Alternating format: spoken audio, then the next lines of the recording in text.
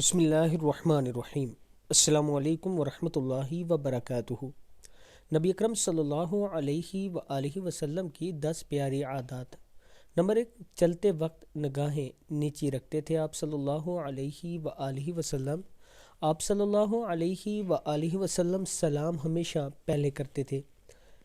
آپ صلی اللہ علیہ وآلہ وسلم مہمان نوازی خود کرتے تھے، اور آپ صلی اللہ علیہ وآلہ وسلم نفل نماز چھپ کر پڑھتے تھے۔